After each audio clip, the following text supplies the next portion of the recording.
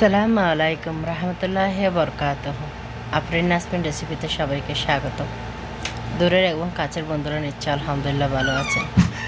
আজকে নিয়ে এসেছি ছাগলের মাথা দিয়ে চানার ডাল দিয়ে রান্না করব। খুবই মজা হয়। এখানে আমি সব মশলা দিয়ে দিয়েছি। ছাগলের মাথাটা ভেঙে পরিষ্কার করে ধুয়ে মেখে নিচ্ছি মশলাগুলো। ডেক্সির পাতিলে একটু মশলা উপরে উঠে গেছে, ঠানে মাখার সময় মানে দেওয়ার সময় আর কি পড়ে গেছে, ওটা পুরো পরিষ্কার করে নেবো। আগে মেখে নিচ্ছি ভালো করে।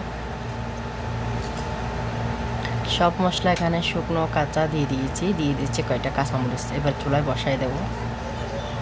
এ পর্যায়ে একটু সিদ্ধ হয়ে আসছে, এই পর্যায়ে আদা রসুনটা দিয়ে দিয়েছি। মাশাআল্লাহ, এখন ভালো করে কষিয়ে নেব। এখন আমার চলে গেছে গ্যাস।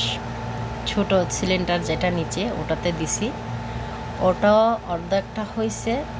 চানার ডালটা দেব, মানে এই টাইমে আমার চলে গেছে গ্যাস মানে ছোটোটাও চলে গেছে, বড়টাও চলে গেছে। এরপর যে এখন কি করব, এখন দিয়ে দিচ্ছি একেবারে রাইস কুকারে। দেখেন এই মাংসগুলো প্রথম আমি এটা আপনাদের দেখাতে চাইছিলাম, মানে ভুলে গেছি।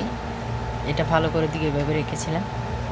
এটা আগের সিন, পরের সিনটা দিয়ে দিয়েছি। মাঝখান দিয়ে আবার একটু ডাকিয়ে নিলাম আর কি। মাংসটা মাশাআল্লাহ ভালো করে সিদ্ধ হয়ে গেছে।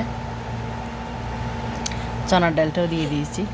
ওই যে বললাম বেশিক্ষণ থাকবে না। চানার ডালটা দেওয়ার সাথে সাথে একটু পরেই আপনার এখানে চলে গেছে, আপনার ছোটো গ্যাসটাও শেষ হয়ে গেছে।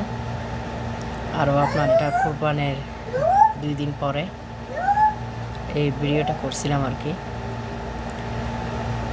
আমি এখানে এটা কষিয়ে নিয়েছি। যখন ঝোল দেব তখন মানে গ্যাস শেষ হয়ে গেছে, এটা এখানে দিয়েছি। আজকেটা মাশাআল্লাহ সুন্দর হয়ে গেছে। ছাগলের মাথা হতে বেশি টাইম লাগে না, মাশাআল্লাহ হয়ে গেছে। পরিবেশনটা আর দেখালাম না আপনাদের সাথে। সবাই ভালো থাকেন, সুস্থ থাকেন।